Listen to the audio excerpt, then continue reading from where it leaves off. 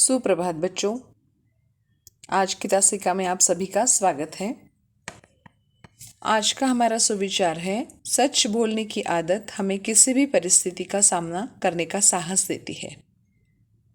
अर्थात हमें हमेशा सच बोलना चाहिए। ये हमें हमारे गुरुजन, हमारे माता पिता हमेशा सिखाते हैं कि हमेशा सच्चाई का साथ दो और सच बोलो।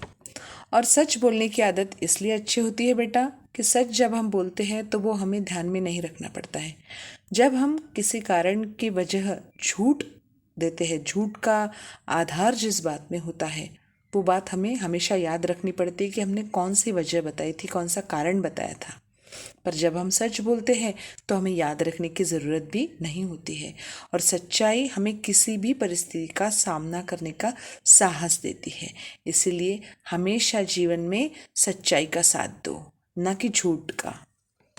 तो चलो चलते हैं। हमने पिछले तासिका में व्याकरण का अव्यय, जैसे मैंने आपको बताया था कि शब्द के दो प्रकार होते हैं, विकारी शब्द और दूसरा होता है अविकारी शब्द।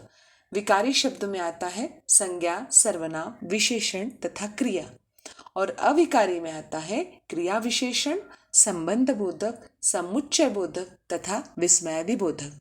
हमने क्रिया विशेषण तथा संबंध बोधक का अभ्यास पिछली तासिका में किया है। आज हम समुच्चय बोधक तथा विस्मयादि बोधक का अभ्यास करने वाले हैं। तो देखते हैं समुच्चय बोधक अव्यय क्या है। जो शब्द दो या दो से अधिक शब्दों, वाक्यों या वाक्यांश को जोड़ने का कार्य करते हैं उन्हें हम समुच्चय बोधक अव्यय कहते हैं या उन्हें समुच्चय बोधक अव्यय कहा जाता है।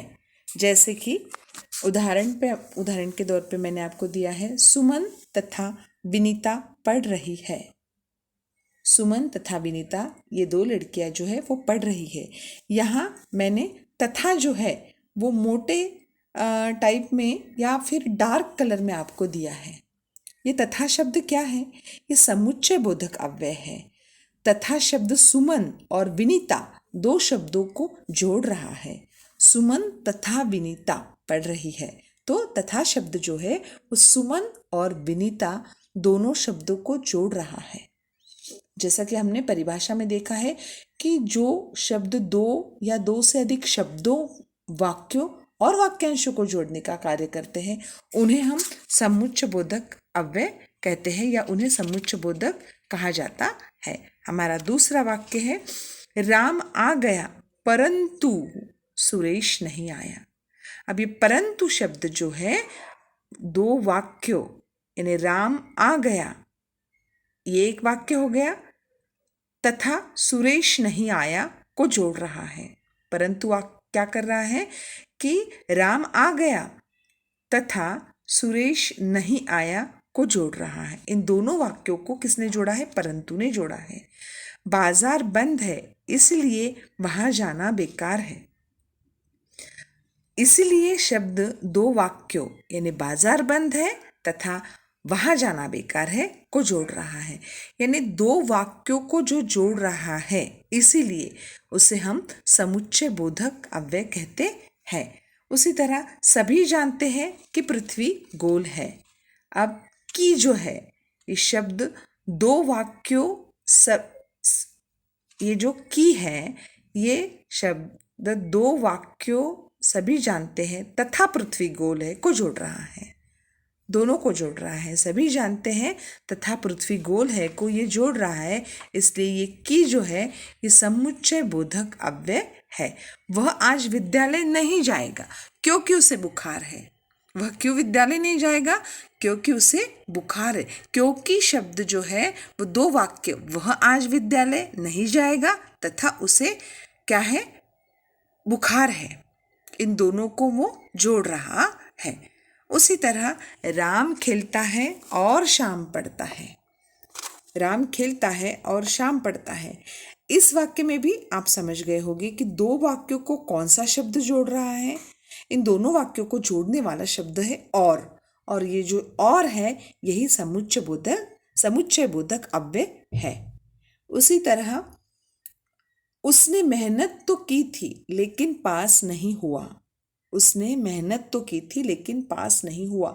यहाँ ये लेकिन जो है शब्द है वो इन दोनों वाक्यों को जोड़ रहा है, इसलिए ये समुच्चय बोधक अव्यय हुआ। तो अब हमने ये देखा कि समुच्चय बोधक अव्यय के बारे में एक बात और ध्यान में रखिए कि समुच्चय बोधक अव्यय जो है वो दो वाक्यों को जोड़ने वाले शब्द तो होते ही है, पर इसके अलावा दो शब्दों को भी जोड़ने वाले शब्द भी समुच्चय बोधक अव्यय कहलाते हैं। जैसे हमने पहला जो वाक्य देखा कि सुमन तथा विनीता पढ़ रही है, यानी ये सिर्फ वाक्यों को नहीं बल्कि शब्दों को भी जोड़ते हैं, ये हमने परिभाषा में देखा है। अब हम देखते हैं विस्मयादि बोधक अव्यय। अब आप ये बात समझ गए कि समुच्चय बोधक अव्यय में और, या, लेकिन, किंतु, परंतु, मगर, बल्कि, यानी, अर्थात आदि शब्द आते हैं। अब हमारा चौथा और अंतिम प्रकार जो है वो है विस्मयादि बोधक अव्यय। अब इसकी परिभाषा देखते हैं कि जिन अव्यय शब्दों में विस्मय यानी आश्चर्य, शोक, हर्ष, घृणा, प्रशंसा, चेतावनी आदि मन के भाव प्रकट होते हैं। ये सारे हमारे मन के भाव हैं, है ना। कभी कोई बात सुनकर हमें बहुत आश्चर्य होता है, हम आश्चर्यचकित हो जाते हैं। कोई ऐसी बात होती है जिसे सुन के हमें शोक होता है, हाय बेचारा घायल हो गया, ये क्या हुआ, ये शोक हुआ। आश्चर्य क्या हुआ, अरे आप कब आए, यानी हम एकदम आश्चर्य से ऐसे बोलते हैं। हमें हर्ष कब होता है, जब कोई जैसे कि वाह तुमने तो कमाल कर दिया, है ना। उसी तरह हर्ष, घृणा, प्रशंसा, वाह वाह तुमने खूब सुंदर चित्र बनाया है, ये हम किसी की प्रशंसा जब करते हैं तब बोलते हैं। चेतावनी, चेतावनी कब देते हैं, हम जैसे कि हम रास्ते से जा रहे हैं, सावधान देखो बेटा आगे गड्ढा है, देखकर चलना, हम जब ऐसे बोलते हैं तो उसे चेतावनी कहा जाता है। आदि मन के ये जो हमारे भाव होते हैं उन्हें हम विस्मयादि बोधक कहते हैं। अब विस्मयादि बोधक अव्यय जो है इसमें आपको जैसे कि मैंने बोला कि वहाँ, अरे, जैसे शोक, हर्ष, घृणा, प्रशंसा, चेतावनी, ये उदाहरण मैंने जो आपको दिए हैं, बाप रे, वाह, हाय, ओ, छी, ये जो है ये सारे इस तरह के शब्द देखने को मिलेंगे और इन शब्दों के आगे आपको विस्मयादिबोधक चिन्ह भी देखने को मिलेगा। ऐसे शब्द यदि आपको किसी वाक्य में देखने को मिल जाए तो वो विस्मयादिबोधक अव्यय कहलाएंगे। जैसे कि अब हम देखते हैं हमारा पहला वाक्य, बाप रे इतना बड़ा सांप। अगर हमें बहुत बड़ा सांप दिखाई देता है तो हम क्या बोलते हैं, बाप रे इतना बड़ा सांप।